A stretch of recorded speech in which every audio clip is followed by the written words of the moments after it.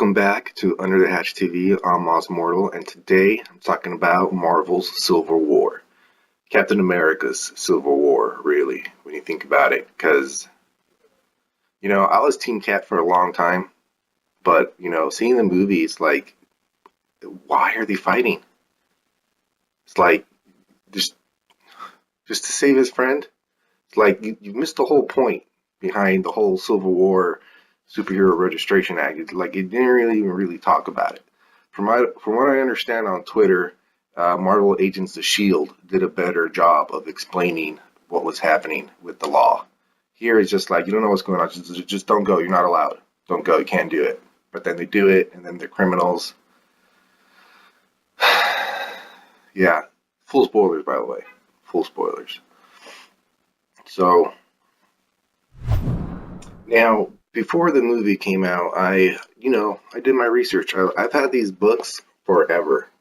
All right, these Civil War comics, I've had them forever. I've read them countless times, and I read them again when the movie was coming out.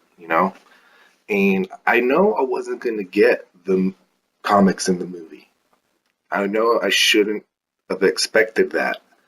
And then when I saw it happening in front of my eyes, I'm all like, well, I still had to say it. Why shouldn't I have expected it? That is the story. I'm thinking maybe the movie was too forced. I heard someone say somewhere online that they thought it was like a retaliation to Batman versus Superman. I don't know how stupid that sounds, but if it was, it's business. So what? We got Batman versus Superman over there on DC, so they decided to give us Iron Man versus Captain America and friends. I mean, it served no purpose to the Infinity War at all. I mean, there was one reference to the stone in Vision's head, and it was just about him not understanding it. So I think they missed opportunity there, at least to say something. And then the whole thing with, like I said before, you don't know what's going on with the Registration Act. Okay, like you bring in Spider-Man, the best part of the movie. I'm sorry, like when I was sitting there watching it, I was like, okay, this is what's happening. Winter Soldier, I get it. It's good. It's good stuff. It's great. I'm not saying I enjoy the movie, guys. I love the movie for what it is. I get it. I get what it is. It's what we get. I'm saying we can get more. Like that was like a side story to me. They turned Civil War into a side story to me because the action was fine. Like obviously there was plenty of action, but it was like whatever, guys. Come on. I mean, no one was gonna die. I mean, even Scarlet Witch says to Hawkeye, you're pulling punches. It was obvious. You see what I'm saying? It's like no one's gonna die unless it was accidental. Everybody was waiting for the accidental death. You don't know who it was gonna be, but you were waiting for the accidental death. And it didn't come, which I thought was really smart. It was good. It was smart to do that. I mean, it was sad what happened to Rhodes, but he's not dead. So that's good. It's a good thing. And they did kill Quicksilver off in the last movie, so you can't really say much about that. So yeah.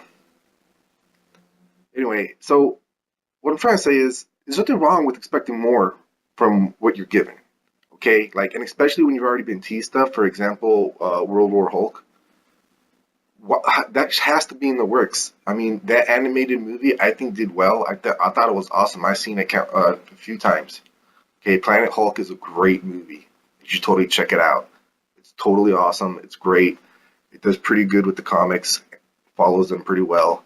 And even if we don't get a live action World War Hulk, I want to see it at least animated.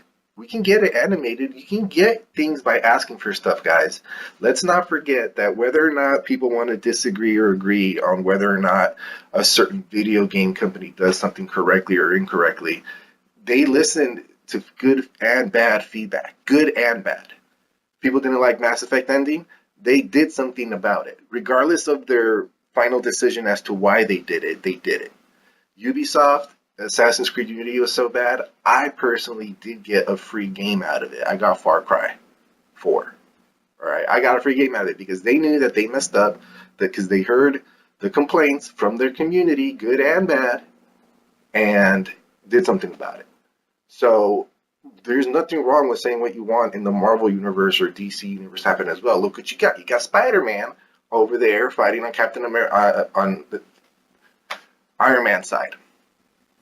You see, it's compromise, and people ask for it. They say we're tired of these stupid laws, and they're agreeing. They're agreeing that it's dumb and it's set them back, and they can do better. So let them do better. You know, I was disappointed that Spider-Man didn't take off his mask. Again, like I understand why they went with the way they went. It was really cool how instead of the whole suburbia disappearing from Nitro's blast attack, like in the comics of Civil War, instead they used the Scarlet Witch. I thought that was sad, and it could set up other stuff like House of M stuff. Maybe she hates powers enough to maybe she sets up the House of M storyline. That would be fucking cool. House of M is a really great storyline. You should totally read that one. I got those back there as well. See, I'm a fan, guys. I'm a fan. And it's not cool that, like people say, oh, just be happy with what you get. I don't think that's cool. Because you can get more out of what's given. And with life so long only to live, fucking ask for shit. You know what I mean? So we can get it done. We can get World War Hulk. We can get World War Hulk. We can get everything everybody wants. We can get everything for everybody. It'll be awesome. And it'll be better content. You know it would. It'll be better content. Maybe Spider-Man will take off his mask in Homecoming. It's Homecoming. Tony Stark gave him the suit.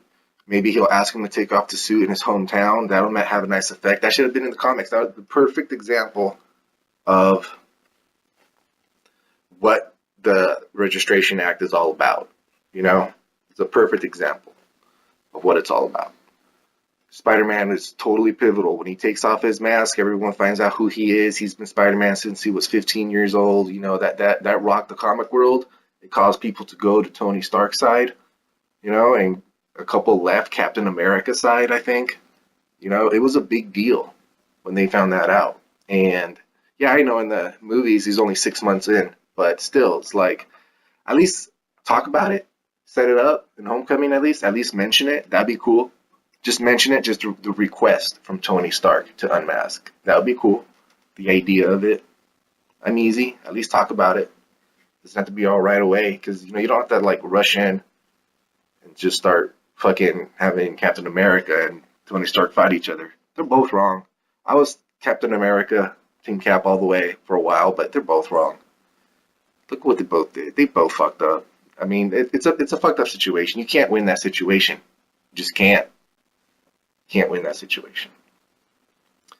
Well, I think that's enough. I think I said everything I had to say about that. I did enjoy the movie a lot. I'm not saying I didn't like it, guys. I'm not saying that. I'm just saying, like, it could have been a lot more awesome. And it's good that Thor wasn't in the comics. I'm happy with that. Some people say, oh, no Thor. Well, you know what? It's okay. He's not there. He's got bigger shit to handle. He's fucking God. All right? Every time he disobeys his dad, he punishes him. So, he really picks his spots and when to disobey his dad.